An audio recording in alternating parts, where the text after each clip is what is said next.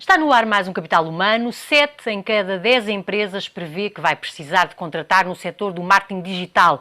Um estudo do IPAM revela que este é um dos setores com mais oportunidades de trabalho no futuro. O e-mail marketing continua a ser o canal privilegiado, mas está a perder terreno para as redes sociais. 21% já recorre a anúncios no Facebook, mas também ao LinkedIn, ao YouTube e ao Twitter. Em Portugal há 141 mil jovens desempregados. Escolher um curso com empregabilidade garantida é uma das principais preocupações quando estamos em plena fase de candidaturas ao ensino superior. O Instituto Português de Administração e Marketing garante 93% de empregabilidade aos seus diplomados e acaba de lançar uma pós-graduação em marketing digital para responder às necessidades do mercado. Hoje no Capital Humano temos Filipe Carrera, ele que é responsável pelo estudo e coordenador desta pós-graduação. Porquê é que decidiram lançar esta pós-graduação? Acham que de facto há uma necessidade de mercado grande nesta área? Bom, esta pós-graduação supre justamente uma necessidade muito grande que eu vejo fundamentalmente na área da comunicação e do marketing.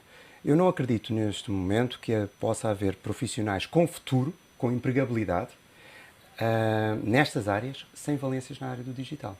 Isto é, neste momento, se calhar temos profissionais que estão à procura de emprego nesta área e não encontram porque não têm valências nesta área, mas temos outros casos, justamente de pessoas que estão com bons empregos, está tudo a correr bem, mas, no entanto, estão rapidamente a correr para uma cova profissional, porque não têm essas valências. Do marketing digital? Do marketing digital. Porque o futuro do marketing passa pelo marketing digital. O futuro do marketing passa por ter valências na área do digital. O marketing não se vai tornar digital, o marketing será sempre o marketing. A questão é que o marketing vai ter outras peças no menu. É como se isto fosse um restaurante. Nós temos vários itens no menu e agora temos também a parte digital. Temos uma componente digital em que as empresas não podem passar ao lado. Isso não pode acontecer, porque os clientes estão lá. E eles têm que ir comunicar com eles ali, exatamente. Não é? A empresa tem que ir ter com os clientes, não é os clientes quem têm que ir ter com a empresa. Por isso, o cliente tem que ser encontrado onde ele está. E as redes sociais e os motores de busca é onde o cliente está. Todos nós andamos lá. Por isso não faz sentido. E as empresas o que sentem é que não têm pessoas com formação suficiente para responder a este novo desafio. Ou seja, vão precisar de recrutá-las no futuro. Segundo o nosso próprio estudo, 71% das empresas indicam que as necessidades nesta área vão aumentar, certamente. Já em 2013, quando fizemos o primeiro barómetro, se verificava que 63% das empresas diziam exatamente a mesma coisa, o que quer dizer que notamos um acréscimo entre 2013 e 2014. Isto não está a acalmar, está a aquecer ainda mais. Por isso, isto não é o ponto de chegada, é ainda o ponto de partida. Estamos ainda a começar nessa grande caminhada. E quando falamos em marketing digital, uma pessoa que seja especialista nessa área tem que dominar que tipo de competências é que é importante dominar?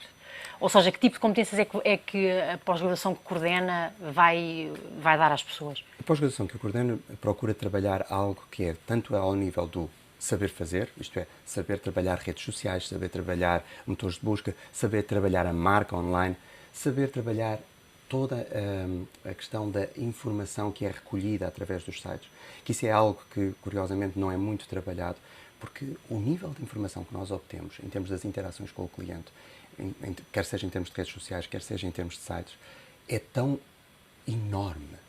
Que pode ser utilizado, não é? Não, e pode ser utilizado, mas é enorme a quantidade de dados que nós temos. Por isso obriga a metodologias específicas, em termos de data mining, por exemplo, para poder trabalhar esses dados. Também trabalhamos uma questão que eu não vejo outros cursos a tratar, que é a questão da parte jurídica. Porque normalmente eu diria que é a componente não sexy da pós-graduação, porque efetivamente não estamos a falar sobre aquilo que é sexy, o microblogging, as redes sociais, mas é uma componente que é extremamente importante, porque eu vejo também muitos profissionais a terem a noção que isto da internet e das redes sociais é uma espécie de faroeste. Mas não é. Há regras. Há regras a cumprir. E quando não são cumpridas, há coimas e até inclusive em casos extremos, penas de prisão. Não fazia ideia. Pois, mas em casos que é de difamação ou de não? Tem a ver com, por exemplo, a violação grave em termos da privacidade. E que essa violação grave às vezes é feita por procedimentos que até são habituais em algumas empresas. Dê-me um exemplo. Por exemplo, um caso que nós encontramos... Houve este agora do Facebook, não é? Há pouco tempo. Não, mas eu vou dar um exemplo comezinho, digamos assim, que até vai ser mais fácil de entender por todas as empresas, desde a PME até à grande empresa. Muitas vezes nós temos uma base de dados, uma pequena base de dados, até feita uma folha de cálculo em Excel. E temos, como é lógico, não devemos ter campos em que indicamos a raça da pessoa, a sua orientação sexual. Isto toda a gente toma como bom senso. Há essa limitação. Há essa limitação, como é lógico. E toda a gente toma como bom senso, que não, quer dizer, não faz muito sentido em termos de dados. Mas, curiosamente, há sempre um campo de observações. Que é para, no fundo, algum comentário que tivemos relativamente àquela pessoa. Relativamente àquela pessoa. Mas esse tipo de campo é totalmente proibido. Porquê? Porque aí eu posso meter todas as outras informações. E, portanto, poderá haver casos de discriminação e que são proibidos por lei. Diga uma coisa, em termos do marketing digital, se fosse uma empresa agora que comece e que queira entrar nesta área, o que está mais a crescer é o Facebook, é isso? Ou seja, sim, o que nós verificamos, as redes sociais estão a crescer muito porque, efetivamente, há uma parte substancial da população portuguesa, quase 5 milhões de pessoas que estão no Facebook, umas mais ativas. É metade da população, é uma coisa impressionante. Se nós formos a pensar em termos de meios de comunicação, é enorme. Eu costumo dizer, muitas vezes há uma crítica assim ao Facebook, que se pensa, o Facebook é um sítio onde as pessoas têm discussões parvas, basicamente, não têm discussões elevadas. Mas é uma fonte de informação, olha, para os jornalistas é uma fonte de informação cada vez mais importante. E eu diria que para essas pessoas têm que olhar para um Facebook como se fosse um imenso restaurante. Eu, quando entro num restaurante, numa mesa, se calhar estão a discutir filósofos alemães. Numa outra, estão a discutir o Mundial. Noutra, estão a discutir o tempo. Portanto, nós temos é que ir para os sítios... É um local de encontro. É um local onde nós vemos o nosso cliente a interagir e que podemos ter muita informação. E como é que se faz marketing, por exemplo, no Facebook? Não é, são aquelas coisas que aparecem... Não, há outras formas, não é? A questão é que temos que ir voltar um bocadinho mais atrás.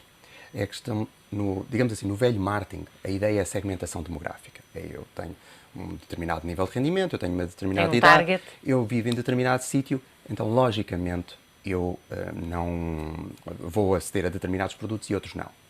Só que isto está a mudar por completo. Quando nós pensamos, por exemplo, na questão da idade, eu lembro-me o que era uma pessoa com 70 anos quando era miúdo.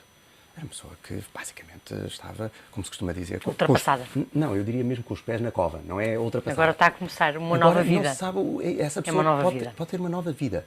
Isto é, pondo no caso extremo, eu posso ter, efetivamente, um surfista em Beja de 60 anos. Pois pode. E há casos. E há casos. Isto, nos anos 70, por exemplo, era impensável. Porquê é que isto é importante e o que é que isto tem em relação com o Facebook? É que o Facebook é a maior base de dados mundial de comportamentos, atitudes e que geram consumo. Eu vou diretamente, em vez de estar a adivinhar o que é que uma pessoa de 60 anos de Beja gosta, eu posso saber o que é que aquela pessoa gosta. Dirigir-me àquela, independentemente dela ser de Beja, de ter 60 anos, ela pode ser fanática do surf. E, portanto, pode comprar produtos associados ao surf. Exatamente. E, portanto, o importante é fazer, de uma forma, algum levantamento, mas isso também depois pode incorrer em coisas ilegais, não é? Algum levantamento desse tipo de preferências? Ou... Não, por exemplo, isso tem a ver páginas associadas. As pessoas fazem os likes, os amigos dessa pessoa fazem likes, o que quer dizer que eu consigo fazer um perfil dessa pessoa.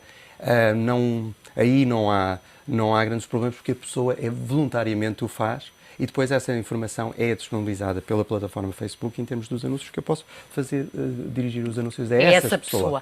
E o LinkedIn, como é que funciona, por exemplo? Também ainda tem mais informação, não é? O LinkedIn é uma rede profissional, o que quer dizer que a quantidade de dados que são lá colocados tem muito a ver com a atividade profissional e académica das pessoas, o que quer dizer que eu posso aí dirigir-me, por exemplo, quando estamos a falar ao nível das universidades, ao nível dos recrutadores, é uma área muito mais interessante.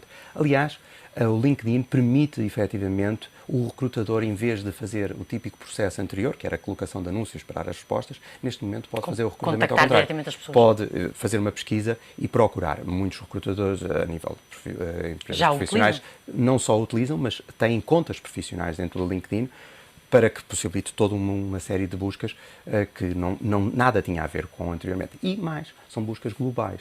O que quer dizer que quando nós falamos de um mundo globalizado, ele é mesmo globalizado. Isto é, alguém em Portugal pode ser encontrado por uma empresa da Nova Zelândia que lhe propõe um contrato em Singapura. E isto funciona assim. Isto funciona assim. Isto está a acontecer. Cada vez mais funciona assim. E o Twitter? O Twitter não percebo como é que se pode... O Twitter é uma plataforma que é como o bacalhau, há mil e uma maneiras de comer, não é? Isso é verdade. É a mesma coisa. De utilizar, será? O Twitter é uma plataforma que é mais utilizada nos Estados Unidos. Sim, em Portugal não é tanto. Não é tanto, porque eu penso que ainda não temos determinados comportamentos, que eu diria que são comportamentos digitais. Isto é, por exemplo, uma das coisas que nós trabalhamos em termos de pós-graduação é algo que é o ser digital. Por isso nós trabalhamos as ferramentas, mas depois o ser digital. Porque eu posso... Ou seja, como é que se gera a nossa presença no digital, é isso? Ir um pouco mais longe. Mais. Porque, explicar-lhe brevemente, é que nós temos neste momento acesso a todos os tablets, os smartphones, os computadores, o software, mas muitas vezes temos os mesmos comportamentos que tínhamos quando não tínhamos estes instrumentos. O que não faz sentido. O que não faz sentido, mas é o normal, tal como há uns anos atrás, quando a microinformática entrou nas empresas, as pessoas utilizavam os computadores como se máquinas de escrever se tratassem, sem grandes diferenças, quando estavam perante uma ferramenta muito mais poderosa. É normal. A inovação vai sempre à frente, a inovação tecnológica vai sempre à frente da mudança de comportamento. Por isso nós o que trabalhamos aqui é uma mudança de comportamento, porque também tem a ver com uma questão de credibilidade dos nossos alunos. Se nós não temos uma atitude digital, isto é, se a nossa forma de trabalhar, a nossa forma de nos relacionarmos, a nossa forma de comunicar, até a nossa forma de aprender não é digital, como é que nós podemos influenciar outros a serem digitais? Como é que nós podemos influenciar organizações a fazer essa transação? O que é ter um comportamento digital? É utilizar as ferramentas digitais de uma forma em que... Diferente. De comunicação, uma forma... Não só de comunicar de uma forma diferente, mas também, por exemplo, isto para pegar no exemplo do Twitter. Porque uma das coisas que nós incentivamos os nossos alunos é partilharem a sua aprendizagem, aquilo que estão a aprender naquele preciso momento, através do Twitter. Que é uma micromensagem, não é? Exatamente. Basicamente é uma micromensagem que funciona muito como na linguagem jornalística, porque na linguagem jornalística nós temos o título, temos o lead. É um título. São os 140 caracteres, mais ou menos. E a partir daí é que eu vejo a notícia, é que eu vejo o vídeo. É por causa daquele título, é por causa daquele pequeno resumo. Ou seja, e os seus alunos são ensinados a fazer mensagens que sejam eficientes e que captem a atenção, quer no Facebook, quer no Twitter, quer... Exatamente, mas a ir mais longe, a ter essa atitude de a sua primeira iniciativa, digamos... A sua principal preocupação. A sua principal preocupação é partilhar aquilo que estão a aprender. Diga-me uma coisa, houve aí no filme que retrata um bocadinho a questão a construção do Facebook, houve alguma resistência em ser colocada publicidade no Facebook pelo fundador? Agora, neste momento, isso já é uma coisa que está ultrapassada, mas assim há uma limitação muito grande, não é? O espaço que é dedicado à publicidade é pouco. Isto vem das anteriores redes sociais. As primeiras redes sociais eram um festival de publicidade. Esse festival de publicidade matou a rede. Por isso é que o tipo de design do Facebook sempre foi um design muito limpo e com pouca poluição, porque tal como, por exemplo, vemos o Google, quando nós entramos a primeira página é sempre a mesma coisa, agora tem mudado com o Mundial, não é? Fazem mais uns desenhos e mudam sempre assim com algumas Mas é muito coisas, limpo. Mas é muito limpo. Porquê? Porque eles não querem perder as pessoas que querem ter um motor de busca e, neste caso, que querem ter uma rede social e que pode haver alguma publicidade, mas ela não pode ser massificada. Porque esse é um dos erros dos meios tradicionais, porque nós estamos a bombardear as pessoas com uma média de 3.000 mensagens publicitárias por dia. Aguenta. Aqueles cookies que estão sempre a dizer. Não, e não só, nos meios tradicionais. 3.000 mensagens, você acorda e ao fim do dia foram em média são 3.000 mensagens publicitárias.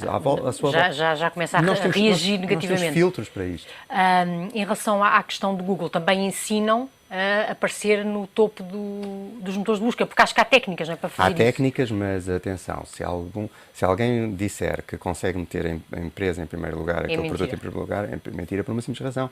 É porque o algoritmo que o Google utiliza para fazer a ordenação não só é secreto, como dizia bem, está sempre a alterar. Por isso, é comparável à fórmula da Coca-Cola ou à nossa receita dos pastéis de Belém. Só com uma diferença, é que é dinâmico. Portanto, tem essa alguém descobrir a receita, eu queria aqui estar mais uma hora a falar consigo, mas temos que terminar. Só lhe queria pôr uma questão que é uma questão que afeta muito os órgãos de comunicação social, que é como rentabilizar o digital, porque parece que há alguma resistência das empresas a recorrer ao marketing digital, a recorrer aos anúncios nos portais dos jornais, ou seja, há muita dificuldade em rentabilizar. Porquê? Acha que as empresas ainda não acordaram para isso? Porque é uma coisa efêmera, não sei. Preferem o papel ou preferem a televisão ou a rádio? A resposta politicamente correta seria dizer que as pessoas ainda têm que se habituar. E eu vou-lhe dar a politicamente incorreta. A politicamente incorreta é que há uma coisa que ao longo da história sempre influenciou as decisões de todos os decisores. Chama-se vaidade. Isto é, quando nós vamos a pensar em determinados decisores com determinadas gerações, quando o seu anúncio aparece em determinados sítios, num jornal, por exemplo, de prestígio, eles estão a colocar-se num pedestal perante os seus pares. A que o comum das pessoas não chega. O que quer dizer que é algo que é mais mostrado aos seus pares do que é mostrado a outros. Mas, se nós pensarmos às vezes na utilização de determinadas celebridades, se calhar por trás está o interesse em conhecê-las. Pois. E se calhar até apresentar ao filho para que o filho fique orgulhoso. Por isso, a vaidade nestes no digital essa vaidade já não é tão, não sobressai tanto porque quase toda a gente pode lá estar. Sabe, ninguém lhe vai telefonar à meia da noite a dizer fantástico anúncio no Google. Pois. Mas são capazes de lhe telefonar se virem um anúncio na televisão ou se virem... Olha, que isso é uma explicação interessante que se calhar os órgãos de comunicação social deviam começar a pensar nessa explicação, porque se derem a volta a isso talvez consigam encontrar a fórmula mágica para rentabilizar o digital, as versões digitais. A crise tem sido boa nisto. Aí ajuda a pensar o que é que fazemos o investimento. Olha, muito obrigado por ter vindo ao Capital Humano. Ficou muita coisa por dizer, mas já estão aqui algumas pistas que eu acho que são importantes. Filipe Carreira, ele que é coordenador da pós-graduação em Marketing Digital, do IPAM, que acabou de ser lançada. 7 em cada 10 empresas diz que vai precisar de contratar no setor do marketing digital. Um estudo do IPAM revela que este é um dos setores com mais oportunidades de trabalho no futuro. Já sabe, podem encontrar mais oportunidades de emprego e formação no suplemento de Universidades de Emprego do Diário Económico, às segundas-feiras. Voltamos na próxima edição com mais um tema de Capital Humano, o recurso mais importante de qualquer economia ou empresa de sucesso.